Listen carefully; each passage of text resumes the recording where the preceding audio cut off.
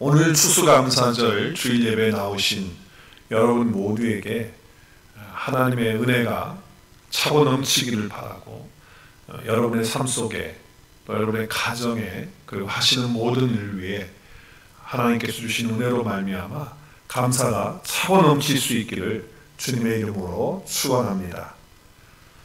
하나님은 원래 거룩하신 하나님이십니다. 그래서 우리가 거룩하신 하나님을 예배하고 또 그 하나님을 인정하고 찬양한다는 것은 얼마나 귀하고 아름다운 일인지 모릅니다. 그래서 우리가 예배할 때마다 그 거룩하신 하나님의 이름을 높여드리는 것이죠. 십계명에 보면 제3계명이죠. 하나님의 이름을 망령되이 일컬지 말라, 부르지 말라. 왜냐하면 그렇게 부르게 되면 죄 없다고 하지 않겠다고 하나님 말씀하셨기 때문에 그렇습니다. 그래서 오늘날 많은 사람들이 하나님의 이름을 얼마나 망령되이 부르는지 몰라요.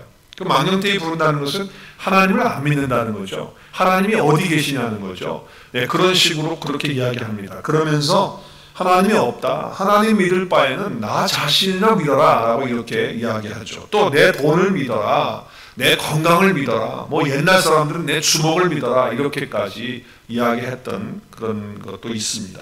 하여튼 하나님의 이름을 망령되이 부르는 그런 자들을 향해서 하나님이 죄 없다고 하지 않겠다 이렇게 말씀하셨습니다. 성경에서 제일 먼저 나오는 하나님이라고 하는 그 이름은 창세기 1장 1절입니다. 1장 1절 보면 태초에 하나님이 천지를 창조하시니라 말씀하셨어요. 자, 여기에서 창세기는 성경의 첫 번째 장인데 첫 번째 절 1절에서 하나님이라고 하는 이름이 나옵니다. 태초에 하나님이 천지를 창조하셨다. 여기 하나님이라고 하는 이름이 히브리어로, 이 구약 성경이잖아요. 히브리어로 되어 있는데 히브리어로 하나님이 엘로힘이에요. 근데 이 엘로힘은 단수가 아니고 복수입니다. 둘 이상을 말하는 거예요. 그래서 하나님은 삼위일체 하나님인 것을 은연중에 이 말씀 가운데 나타내 보여주고 계시다고 하는 것이죠. 자, 그리고 나서 나중에 이제 하나님의 이름이 그 앞에 또 하나가 붙게 됩니다. 그 이름은 여호와라고 하는 이름이 붙게 됩니다. 그래서 2장 4절, 창세기 2장 4절부터는 하나님의 이름 앞에 여호와 하나님이라고 그렇게 말하죠. 그래서 창세기 2장 4절 보십시다. 보면 여호와 하나님이라고 이렇게 말씀을 해요. 그래서 이 여호와는 예호와라고 하는 발음을 하고 있고요, 히브리어로. 그리고 하나님은 엘로힘, 그래서 예호와 엘로힘이라고 이렇게 말하는 거예요. 자, 히브리 사람들은, 유대인들은 하나님의 이름을 망령되이 부르지 말라, 일컫지 말라라고 하는 그 세 번째 계명 때문에 하나님의 이름을 직접 부를 수가 없었던 거예요. 그래서 성경을 낭독하고 성경을 읽다가 하나님의 이름이 나오면, 엘로힘의 이름이 나오면 그 이름은 직접 부르지 못한 거예요. 왜?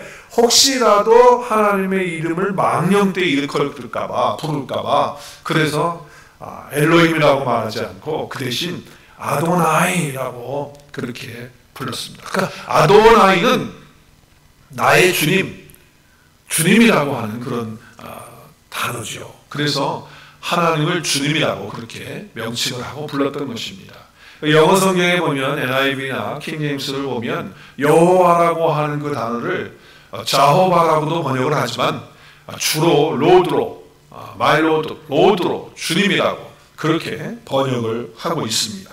또한 야훼라고 하는 이름으로 하나님의 이름, 여호와의 이름을 직접 부르지 못해서 야훼로 그렇게 불렀습니다. 왜? 하나님의 이름을 직접 부른다는 것은 함부로 부르는 것이 될 수도 있기 때문에 망령되이 부르지 않기 위해서 그렇게 조심했던 것이죠.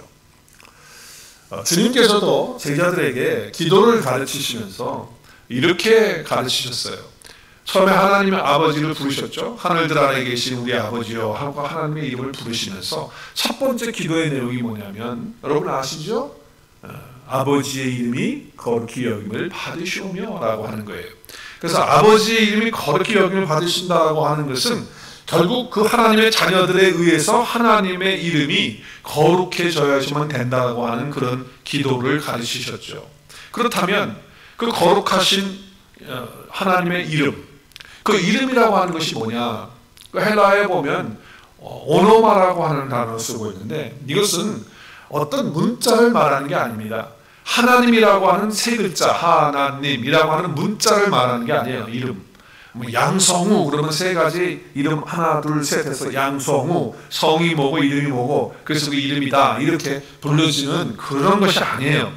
존재를 의미하는 것입니다. 존재, 오노마라고 하는 것은. 그래서 성경에 나오는 하나님과 예수 그리스도의 이름은 단순히 문자가 아니라 그들의 존재를 말하는 것이라는 거예요. 그러니까 아버지의 이름이 거룩히 여김을 받는다고 할 때, 주님이 가르칠 때 그 아버지의 이름이 거룩히, 그 이름이라는 것은 아버지 하나님께서 높임을 받으시고 존귀 여김을 받으셔야 된다고 하는 말씀을 하고 있는 것이죠.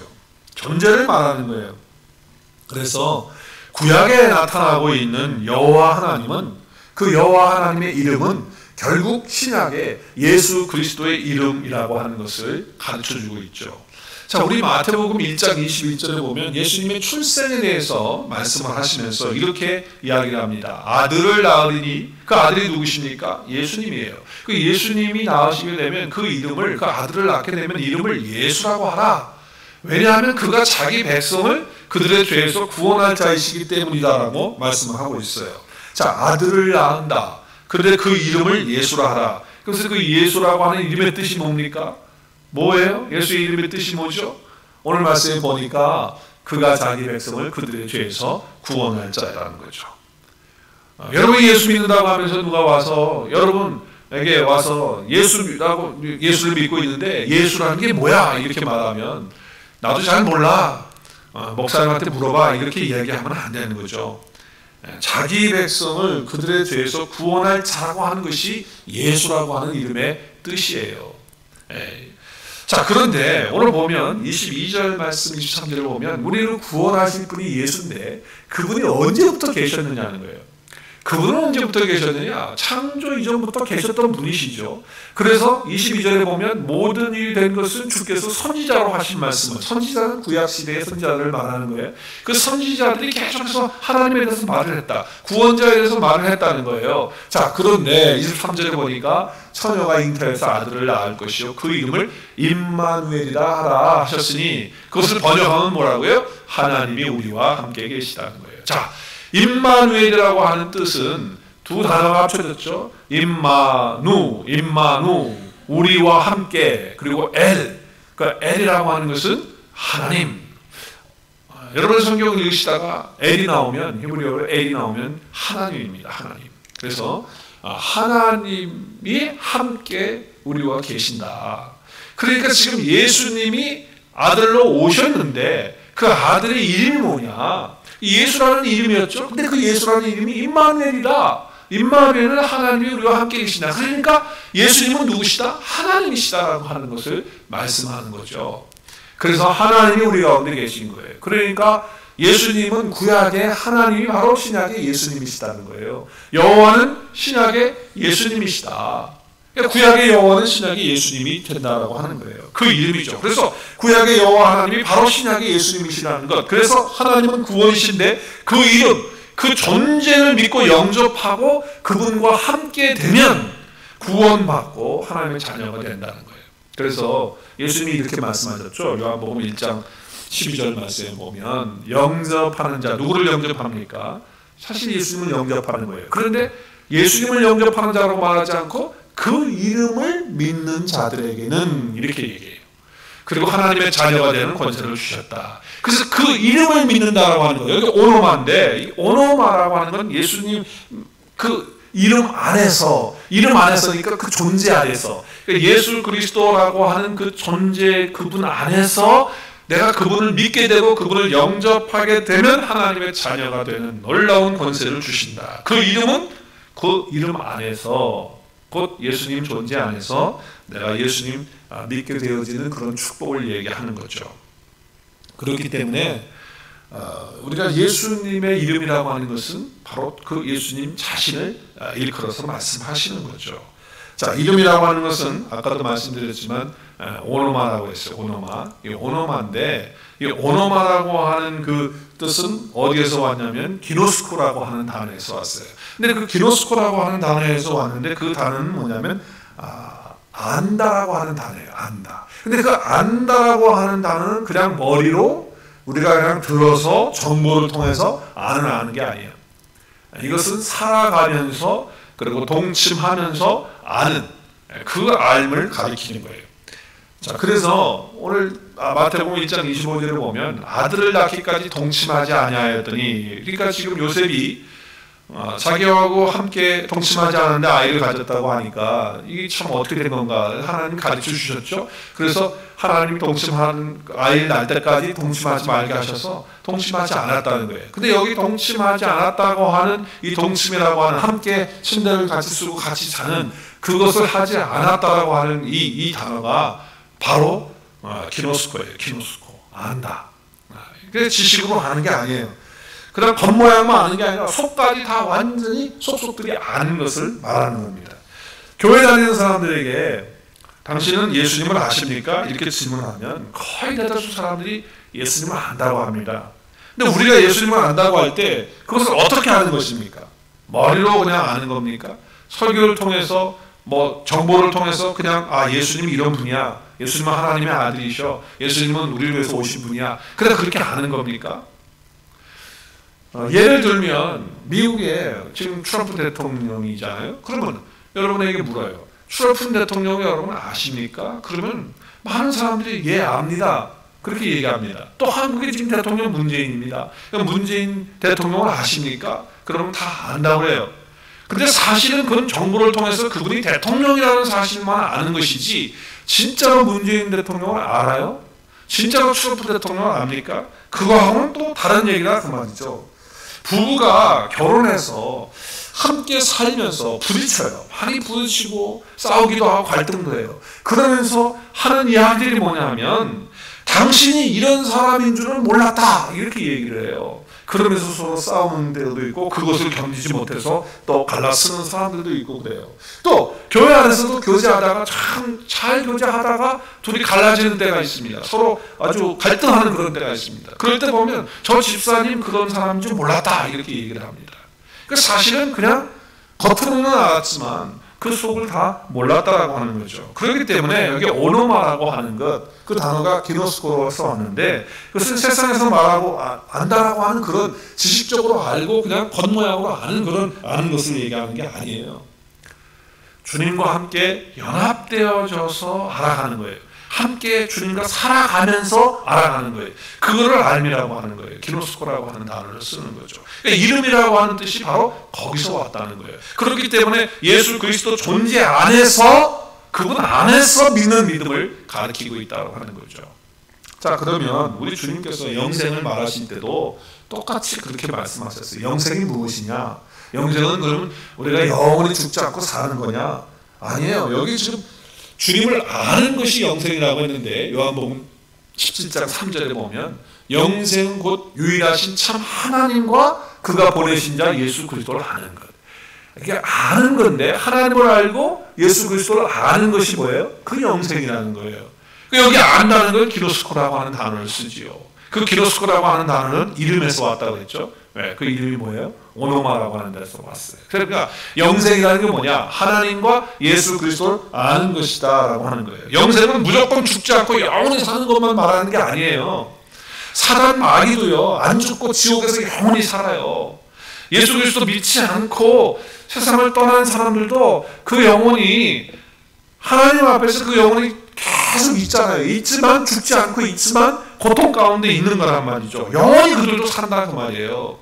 그러므로 성경이 말하는 영생은 안 죽고 영원히 사는 것만을 말하는 것이 아니라 누구와 함께 있느냐를 말하는 거예요. 내가 정말 예수 그리스도와 함께 있느냐, 정말 하나님과 내가 함께 동행하면서 살고 있느냐, 영생이신 주님과 함께 동침하는 것 같이 살고 있느냐라고 하는 것이 바로 영생이라는 거예요. 그것이 바로 예수 그리스도를 아는 것이다. 성경이 말하는 안다, 기노스코라고 하는 것은 사람들이 말하는 지식으로 안다는 것이 아니라, 다시 한번 말씀드리지만 한 몸이 이루어지는 겁니다. 예수님과 내가 한 몸을 이루어지는 거예요. 부부가 한 몸을 이루듯이.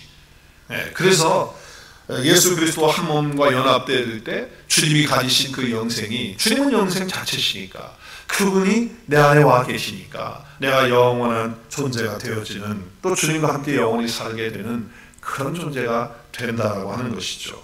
그래서 우리가 예수님 믿게 되면 첫 이름이 뭡니까? 그 성도예요. 성도. 거룩한 무리가 되는 거예요. 그리고 하나님의 자녀가 되는 거예요. 그 이름을 갖게 되는 거예요. 성도라고 하는 이름, 하나님의 자녀라고 하는 이름을 우리가 갖게 됐다고 하는 것은 바로 주님과 내가 동침하는, 연합하는, 함께 되어진 그런 존재라는 거예요. 그래서 그걸 통해서 하나님께 영광을 올려드린다는 거죠. 자, 오늘 우리가 읽은 본문 말씀에서 하나님 앞에 감사를 할 때 어떻게 감사를 해야 되느냐라고 하는 말씀을 하고 있죠. 자, 모든 것, 무엇을 하든지 또 무슨 말을 하든지 주 예수의 이름으로 그를 힘입어서 하라고 하는 거예요. 그러니까 우리가 감사할 때 그냥 감사하는 게 아니라 주 예수 그리스도의 이름으로 감사하라는 거죠. 자, 그러니까 오늘 고린도서 3장 17절 말씀 우리가 읽었습니다. 한번 보십시다. 3장 17절 보면 무엇을 하든지 말하라 다 주 예수의 이름으로 하고 그를 힘입어 하나님 아버지께 감사하라. 우리가 무엇은 일을 하든지 말을 할 때든지 주 예수의 이름으로 하고 그 이름을 힘입어서 하나님 아버지께 감사하라는 것은 다른 말로 하면 이거예요. 이름으로 한다는 거 지금 설명을 쭉 드렸잖아요. 그럼 뭡니까? 내 안에 예수님이 함께 연합되어서 함께 동침하면서 체험하면서 영생이신 그분을 알아가면서 그분이 내 안에 계시면서 내 구원이 하나님의 구원이 내 안에 있는 것을 알면서 그것을 체험하면서 어떤 상황 가운데서도 어떻게 해요? 내가 구원받은 거 아니까, 내가 영생 가지고 있는 거 아니까, 주님이 내 안에 함께 연합돼서 함께 동침하면서 살고 계시는 건 내가 알고 있으니까, 그러니까 어떤 상황 속에서도 무슨 일을 하든지 무슨 말을 하든지 그를 힘입어서 하나님께 감사할 수 있는 자가 된다라고 하는 말씀을 하는 거죠. 어려운 일을 당할 때 누가 함께 하십니까? 주님이 나와 함께 하시는 거예요. 내 안에 연합돼서 계신 분이 누구예요? 영생이신 주님이에요. 그러니까 조금 힘들어도 어려워도 나 혼자 당하는 어려움이 아니에요. 고난이 아니에요. 주님이 나와 함께 지금 당하고 있다고 하는 것을 알게 되면, 그것을 깨닫고 그것을 참하게 되면 우리는 어떻게 합니까? 하나님께 감사할 수 있는 거예요. 우리 주님은요 절대 망할 수 없어요. 우리 주님은 절대 패할 수 없는 분이십니다. 반드시 그렇기 때문에 우리는 그 상황에서 이길 수 있기 때문에 지금 상황이 어려워도 하나님 아버지께 감사할 수 있는 자가 된다라고 하는 거예요. 어떻게 이길 것이냐? 감사로 이길 수 있다는 거예요. 어떤 상황이든지 어떤 이야기든지 나와 함께 계시는 주님, 그리고 그분이 나에게 하신 약속의 말씀이 있으니까 그 믿음을 가지고 감사할 수 있다고 한다면 우리는 이긴 것이라는 거예요. 그 상황을 이긴 것이고 그 어려움을 이미 감당했다라고 하는 것이죠. 왜? 감사했기 때문에. 아무리 힘들고 어려워도 거기서 감사하는 순간에 승리가 선포되는 거예요. 누구의 이름으로? 주 예수 그리스도의 이름으로.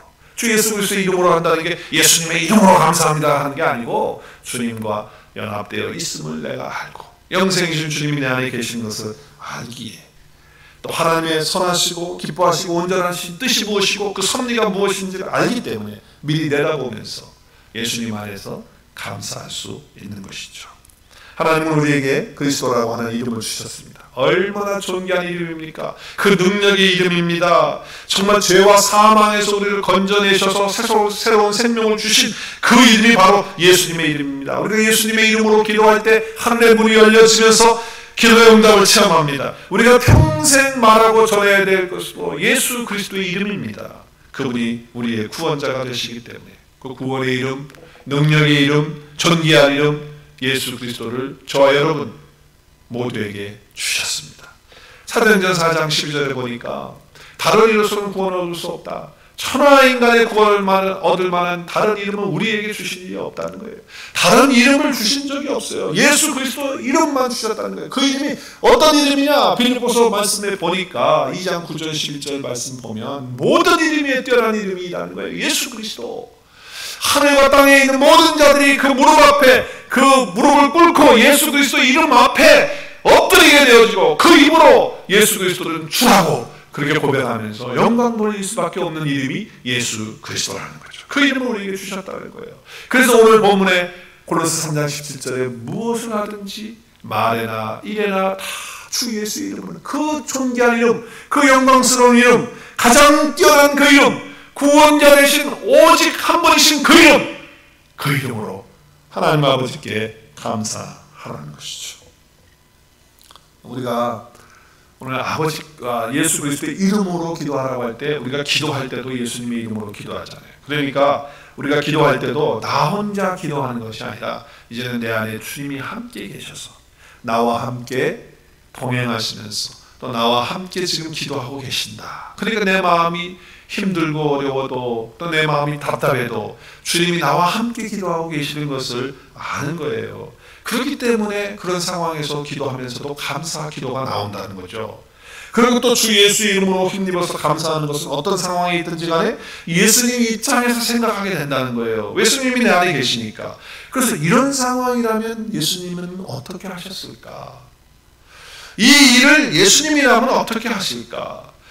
예수님이라면 이 자리에서 이런 말을 하실까? 한번 생각해보는 그런 자리에서 말을 하게 된다는 거 하는 것이죠. 예수님이시라면 이런 상황에서 이런 행동하실까? 아마 행동하시기 전에 생각해 보시가 하실 거예요. 그렇죠? 그런 것들을 우리가 보게 되는 겁니다. 바로 이것이 예수 그리스도의 이름으로 행하는 거예요. 이것이 바로 말하는 거예요. 나도 모르는 사이에 주님의 삶을 따라가게 되고 주님과 동행하게 되면서 살아가는 그런 삶을 산다고 한다면 그 사람은 감사하면서 살아가는 그런 삶을 살 수가 있는 것입니다. 그러므로 감사는 보통 단어가 아니에요. 무엇보다도 강력한 신앙의 해석이기 때문에 감사는 신앙의 해석이에요. 내가 어떻게 삶을 또 신앙을 해석하느냐에 따라서 사는 겁니다. 우리 예수 믿는 사람들은요 절대로 인생을 살아가면서 사건으로 사는 거 아니에요. 어떤 팩트를 가지고만 사는 게 아니에요. 해석을 하면서 사는 거예요. 사실은 이래요. 사건은 지금 이래요. 그렇지만 내가 믿음으로 그것을 어떻게 해석하느냐에 따라서 우리의 삶이 감사냐 불평이냐 갈라지는 거예요. 세상에서 많은 사람들이 행복한 것은 조건이 많을 때, 좋은 조건, 행복한 조건이 있을 때 행복할 수 있다고 생각을 해요. 근데 사실 그렇지 않아요. 아무리 많은 조건을 갖추고 있어도 그것을 자기의 삶을 바르게 해석하지 못하면, 그 삶의 모습들을 바르게 깨닫지 못하고 있으면 감사와 또 행복과 기쁨이 그 가운데 있을 수가 없어요. 그렇기 때문에 우리는 많고 적고 또 어떤 것이 주어지고 안 주어지고 어떤 조건이 있고 없고가 중요한 것이 아니라 지금 이 사실 속에, 이 팩트 속에서 내가 이것을 어떻게 해석하느냐에 따라서 우리의 삶이 달라지고 감사와 행복이 넘칠 수 있다고 하는 거예요. 여러분의 삶의 모든 것들을 결정하는 것은 해석이다라고 하는 것이죠. 저는 지금까지 그 신앙의 해석을 정말 아름답게 잘했던 그런 사람들이 많이 있지만, 그러나 우리가 추수감사절을 생각하면서 우리 이 미국의 청교도들을 생각하지 않을 수 없어요. 정말 그들은 자기들의 삶을 감사로 해석했어요. 그 신앙을 감사로 해석을 했어요. 그렇기 때문에 여러분, 그들이 1911년에 1921년에 10월 달이죠. 11월 10월 달에 그들이 와서 정말 매사추세츠에 와서 프리머스 안에서 정말 청교도들이 와가지고 이 척박한 땅에서 말이죠, 자기들이 가지고 온 그 씨앗들을 뿌리고 또 농사를 짓기 위해서 그렇게 했지만 그 농사가 잘 안 됐어요. 또 날씨가 혹독하게 추웠어요. 그리고 정말 102명이 와가지고 이미 벌써 47명이라는 사람이 죽었어요. 그냥 자기 가족의 절반이 죽은 거예요. 그게 얼마나 가슴이 아프고 힘듭니까? 농사도 잘 안 됐죠. 또 사랑하는 사람들을 먼저 떠나보냈죠. 그리고 먹을 것이 없어서 힘든데, 그 당시에 인디안 부족 가운데 한 부족이 정말 그들을 도와줬기 때문에 칠면조 잡는 그 사냥법을 가르쳐줘서 그거 해서 간신히 정말 칠면조 고게 하고 옥수수 좀 거두고 하고 해서 그거 하나님께 감사하면서 드렸던 게 추수감사절 아닙니까? 인간적으로 상황적으로 보면요, 감사할 수 있는 조건이 없어요. 어떻게 그 상황에서 감사할 수 있겠습니까? 그러나 그들의 삶을, 그들의 신앙을 감사로 해석을 했다는 거예요. 감사의 해석으로 모든 상황을 의미 있게 만들고 가치 있게 만들고 더 나아가서는 그 감사로 인해서 하나님께 영광을 올려드렸다는 거예요. 그 감사를 통해서 하나님이 미국을 축복하셨다고 저는 그렇게 믿어요. 저는 그런 걸 많이 봐요. 정말 객관적으로 너무 힘들어 보이시는 분이 있어요. 그래서 그런 분들이 저에게 오면 정말 자기 아파하고 또 힘들고 고통받고 괴로운 것들을 쭉 얘기를 합니다. 그럴 때 저도 목회자의 심정으로 그런 얘기 들을 때 내가 당하는 일보다도 더 마음이 아픈 그런 것들을 느껴요. 그래서 참 어떡하지 이렇게 하고 있는데, 그 마지막에 그분이 하시는 말씀이 뭐냐면, 목사님 그래도 감사하지요. 그러면요 정말 머리부터 발끝까지 전율이 쫙 흘러요. 그렇게 정말 상황이 힘들고 어려운 것들을 쭉 얘기해놓고서는, 목사님 그래도 정말 감사하죠. 그러는 그 마지막에 그 선포, 그 감사로 그것을 해석하는 그 믿음, 얼마나 아름다운지요. 그 한마디가 나오는 순간요, 사실은 그 상황이 다 종료된 것과 마찬가지예요. 물론 그 상황 바뀌지 않았어요. 그러나 이미 그건 끝났어요. 이미 그건 승리한 겁니다. 그래서 감사는 강력한 삶의 능력이 되고 해석이 되는 거예요. 이렇게 감사로 삶을 해석할 수 있는 사람, 바로 그 사람이 예수 그리스도 이름을 가지고 있는 사람이고, 그를 힘입어서 감사할 수 있는 사람이다. 그분은 어떤 사람들이냐? 바로 하나님과 주님과 연합되어져 있는 임마누엘과 함께 계시는 거예요. 그리고 그분은 약속하신 대로 그대로 우리에게 그 약속을 이루시는 분이시기 때문에 어떤 상황에서도 그 약속이 이루어질 것을 믿고 감사하는 거죠. 또 정말 감사할 수 없는 그런 상황인데도 감사할 수 있게끔 그렇게 고백하고 선포하게 하시는 것도 내가 하는 것이 아니고 내 안에 함께 계시는 주님께서 한 것이에요. 그러니까 얼마나 감사해요. 그래서 하나님께 영광을 올려드리는 거죠. 평생 감사라고 하는 책이 있습니다. 여러분 아마 읽어보셨을 거예요. 그렇죠? 전광 목사님이라고 하는 분이 쓰신 걸로 알고 있는데, 저도 그 책을 사서 읽었습니다. 거기에 많은 내용들이, 감사에 대한 내용들이 있고, 또 예화들이 있고, 또 많은 실제적인 사건들이 기록이 되어져 있더라고요. 네? 저도 그 가운데서 은혜 받은 것들이 많이 있는데, 그 가운데 한 가지를 좀 소개하기로 원해요. 교회를 열심히 다니면서 신앙생활을 잘하고 있는 한 여집사님에 대한 얘기인데, 이분이 장밋빛 꿈을 꾸면서 이제 신혼 결혼 생활에 대한 그런 마음을 가졌대요. 그래서 이제 연애를 하면서 이제 결혼하게 되면 신혼부터 아름다운 삶이고, 우리의 결혼은 정말 장밋빛 같이 빛나는 아름다운 그런 결혼일 것이다, 이렇게 기대를 하고 결혼을 하게 됐습니다. 근데 연애할 때는 몰랐는데, 결혼하고 나서 신혼 초 얼마 되지 않아서부터 이 남편이 그 좋지 않은 습관 가운데 하나가 매일 술을 먹는 것인데, 그것을 몰랐던 모양이에요. 감췄던 모양이죠. 그런데 그냥 술을 얼마나 좋아하고 또 잘 먹는지, 그리고 많이 먹는지, 신혼 초부터 결혼에 자기에 대한 그런 그 아름다움의 꿈이 그냥 다 무너져 버리고 만 거예요. 왜냐하면 술을 먹고 오는데 고주망태가 돼가지고 들어오는 거예요. 그래서 그냥 뭐 자기하고 좀 좋은 이야기도 좀 나누고 사랑의 대화도 하고 싶고 이런데, 그 술버릇 때문에 너무너무 힘든 거예요. 그런데 1년도 아니고 2년도 아니고 10년이라는 세월을 이제 그렇게 흘려보낸 겁니다. 그런데도 여전히 그 남편은 술로 친구를 삼고 부인보다도 술로 시간들을 많이 보내는 이제 그런 상황이 된 거죠. 그러니까 집사님은 홀로 가슴앓이를 하면서 신앙생활을 하고 있었던 거예요. 근데 어느 날 토요일 밤인데 늦은 시간이에요. 남편이 아직도 안 들어옵니다. 이제 술을 먹는 건 분명하죠. 변함없죠. 그런데 술이 잔뜩 취해가지고 만신창이가 돼가지고 현관 앞에 들어와서 쿵 하고 쓰러지는 거예요. 왜? 술을 너무 많이 먹어가지고. 그래서 여집사님은 겨우 남편을 그냥 힘겹게 끌어가지고 침대 위에 눕혔어요. 그러면서 매일 이렇게 술 먹고 들어오는 남편 때문에 씨름하는 자신의 신세를 보니까 한심하기도 하고, 또 마음이 좀 서운한 마음도 들고, 그리고 자기의 결혼 생활이 왜 이렇게 됐을까 하는 그런 마음 때문에 하나님 앞에 투정하는 기도를 드리기 시작했어요. 하나님, 왜 제가 이렇게 기도를 많이 했는데 내 남편이 변하지 않습니까? 왜 아름다운 결혼 생활을 제가 이렇게 꿈꿨는데 그게 뭐가 나쁜 겁니까? 하나님, 왜 이건 이루어지지 않습니까? 내 결혼 생활이 지금 엉망이 되었습니다. 하나님, 이제 저도 더 이상 못 참겠어요. 이렇게 막 하나님께 대해서 마음의 섭섭함을 털어놓으면서 기도를 했어요. 그런데 10년 넘게 쌓아온 것이 이게 확 터져가지고선 서름에 복받쳐가지고 대성통곡이 나오는 거예요. 그래서 막 울기 시작하면서, 그러면서 또 기도하면서 막 이런 상황이 된 거예요. 뭐 기도인지 통곡인지 말이죠.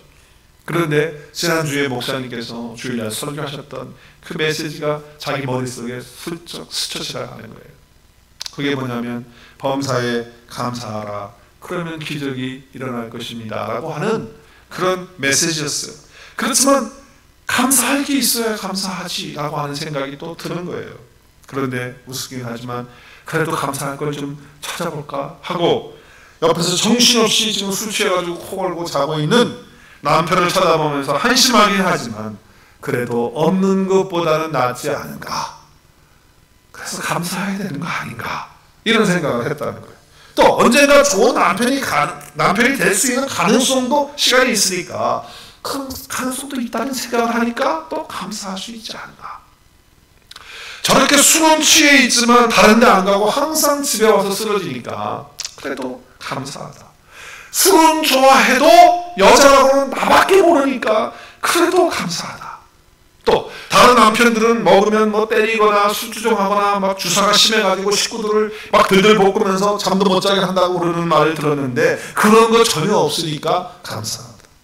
술을 그렇게 많이 마셨어도 아직까지 병원에 한 번 안 갔으니까 감사하고, 또 술 먹은 다음 날에도 뭐 회사를 철저하게 나가서 한 번도 결근한 적이 없으니까 회사에서 안 잘려서 감사하고, 토요일에 날마다 이렇게 토요일마다 술을 더 많이 먹으니까 주일날은 어김없이 내가 교회 가서 예배를 드려야 되는데 전혀 교회 가는 일에 방해를 주지 않으니까 감사하다. 이렇게 감사 기도를 하면서 감사 아닌 감사 같은 기도에서 자기도 뭐해서 웃음이 나왔다는 거예요. 평소에는 늘 불평이 있었는데 그렇게 다 털어놓고 나니까 속이 후련하더라는 거예요. 그래서 계속 떠오르는 대로 감사를 이렇게 읊조리고 막 있었대요. 그러면서 싱글벙글 미소를 띠면서 그리고 있었더니 그 남편이 목이 마렸는지 이제 물을 먹기 위해서 깼던 모양이에요. 그래서 물을 먹으려고 일어난 모양이죠. 그런데 옆에 보니까 아내가 중얼중얼 하면서 뭐 떠들고 있는데 싱글벙글 하고 있는 거예요. 그래서 부인을 향해서 여보, 한밤중에 한잠 뭐 하는 거야? 뭐가 좋아서 그렇게 싱글벙글 하는 거야? 이렇게 얘기를 했대요. 그러니까 아내가 정말 감사해서 말했다는 거예요. 이렇게 얘기했대. 여보, 당신과 사는 것이 너무 감사해서 그래요. 그러면서 지금까지 자기가 기도했던, 조금 전에 기도했던 그 감사의 내용을 모조리 다 남편에게 다 이렇게 알려줬다는 거, 말했다는 거예요. 그러자 남편의 얼굴이 표정이 심각하게 변하더니 예상하지 못한 얘기를 하더래요. 여보, 내가 술 먹고 당신 속을 지금 이렇게 계속 썩히고 있는 것 같은데 내가 이제 바르게 살게. 당신이 나 술 먹는 거에 대해서도 이렇게 감사하다고 하니까 내가 정말 고마워. 내가 술 끊기 위해서 최선의 노력을 다 해볼게. 그리고 교회 나가는 게 당신이 그렇게 소원이니까 내가 당장 내일부터 당신하고 함께 교회를 갈게 라고 이렇게 얘기했다는 거예요. 그래서 10년 넘게 눈물로 기도해도 끔찍하지 않았던 그 남편이 단 한 번의 감사의 기도로 그렇게 놀라운 기적을 경험했다고 하는 그런 내용입니다. 물론 여주사님의 이야기처럼 지금 당장 감사기도만 하면 뭐 골치 아픈 우리의 문제들이 당장 그 앞에서 해결된다는 거 아니에요. 그런 건 아니에요. 분명한 사실은 힘든 상황 속에서도 감사할 수 있기만 하다면 나를 바꾸셔서 내 모든 삶의 해석을 감사로 할 수 있다는 거예요. 그런 능력을 주신다는 거죠. 혹시 그렇지 않더라도 더 이상 내게 문제가 되지 않는 것은 내 안에 주님이 계셔서 나와 함께 하시는 주님 때문에, 내 자신이 바꾸어지는 것 때문에 하나님께 감사할 수 있다고 하는 것이죠. 우리가 살아가면서 이해가 안 되고 또 설명할 수 없는 많은 어려운 일들을 만날 수 있어요. 그러나 범사에 감사하는 습관을 가지고 인생을 살게 되면 얼마나 하나님께서 놀라운 축복을 주시겠어요. 근데 이것이 내 힘으로 되나요? 내가 늘 말씀드리지만 내 결심으로 되던가요? 참 힘들어요. 그래서 주 예수의 이름으로 그 힘을 힘입어서 감사하라고 말씀하는 거예요. 나와 함께 계시는 주님의 능력, 영생으로 나와 함께 하시는 그 주님과 내가 연합되어서 그 영생을 누리면서 그렇게 살면서 어떤 상황 속에서 주님께서 나에게 힘 주셔서 감사할 수 있도록 하는 것, 그것이 우리에게 필요한 것이죠. 그래서 하나님의 선을 이룰 수 있도록 도와주시는 것, 내가 하는 게 아니고 주님이 내 안에서 함께 해주시는 것이죠. 주 예수 그리스도의 이름으로 감사하면 더욱더 큰 감사로 하나님께 영광을 올려드리는 자가 되는 것입니다.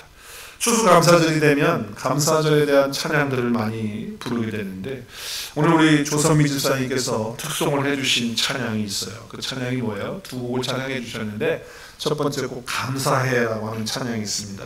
그래서 댄 버거스라고 하는 분이 그 작시를 하고 작곡을 하신 곡인데, 이 찬양은 제가 아마도 고등학교 시절에 처음 불러봤던, 또 들었던 그런 찬양으로 제가 기억을 해요. 그러니까 상당히 오래되어져 있는 찬양이지만 지금까지도 많은 사람들에게 은혜가 되고 또 저 자신에게도 마음에 새겨지는 그런 찬양이기도 합니다.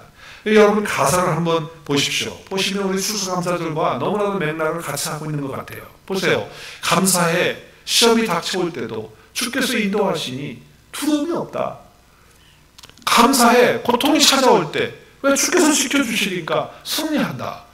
나의 모든 생활 속에서 주님이 함께 하시니까, 주님이 나와 연합되어서 주 예수 그리스도의 이름으로 감사하는 게 바로 이거잖아요. 주님이 나와 함께 하시니, 주님의 성령께서 내 안에서 나를 인도하시니, 시험이 나를 찾아올 때 주님이 지켜주시니까, 성령님이 나를 인도하시니까 모두 감사해. 실망 속에서 새 힘을, 새로운 용기를 주시니 승리하자. 또 감사드리세. 우리 주님의 은혜로 받은 구원을 감사해. 주님을 찬양해. 비록 내 삶이 지금 힘들고 어려워도 받은 구원 하나만으로도 우리는 충분히 하나님께 감사할 수 있는 그런 자격이 된다라고 하는 말씀이죠. 자, 이제 우리가 삶 속에 적용을 하는 것 두 가지를 함께 나누기를 원해요. 자, 그러면 우리가 주 예수 그리스도의 이름으로, 그 뭐라 그랬어요? 주님과 함께 내가 연합되어서 모든 것 다 하나님 아버지께 감사하는 자로 살려면 그럼 어떻게 해야 되느냐는 거. 어떻게? 오늘 말씀을 통해서 첫 번째는 그리스도의 평강이 내 마음을 주장하도록 해야 된다는 거예요. 오늘 말씀 15절에 보면 그리스도의 평강이 너희 마음을 주장하게 하라라고 말씀해요. 그러면서 그 평강을 위해서 우리가 한 몸으로 부름을 받았다. 그리고 너희는 또한 감사하는 자가 되라 라고 이렇게 말씀합니다. 여러분, 이 그리스도의 평강은 십자가를 말하는 거예요. 십자가가 없이는 평강이 이루어질 수가 없어요. 하나님과 우리 사이에 죄로 말미암아 원수가 되었다. 원수가 되면요, 그 안에 평강이 없습니다. 평화가 없어요. 그래서 막혀져 있는 그 죄로 막혀져 있는 그 담을 예수 그리스도께서 십자가로 허무셨잖아요. 그래서 하나님과 우리 사이에 화목을 주시고 화해를 주시고 화평을 주셔서 우리 마음속에 평강을 주신 거예요. 그래서 그리스도의 평강은 십자가입니다. 십자가. 예수 그리스도의 십자가를 통해서 그 피로 내 죄가 용서받았을 때에 그 죄 용서함의 확신이 올 때 그리스도의 평강이 오는 거예요. 이것은 세상이 주는 게 아닙니다. 세상이 할 수도 없는 것입니다. 그러므로 죄 사함 받은 마음이 바로 그리스도의 평강이다 그 말이에요.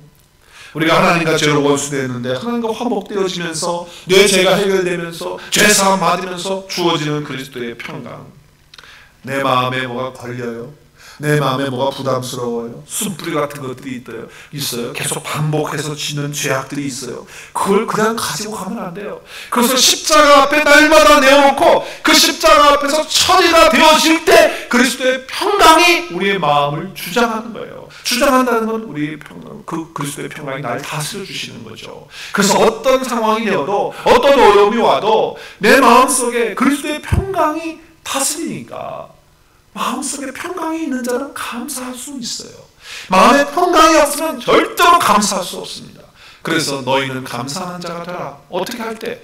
그리스도의 평강이 내 마음을 주장하게 될 때 가능하다고 하는 것입니다. 그래서 여러분, 우리 마음속에 정말 내가 예수 그리스도와 한 몸 이루었잖아요. 그걸 받았어요.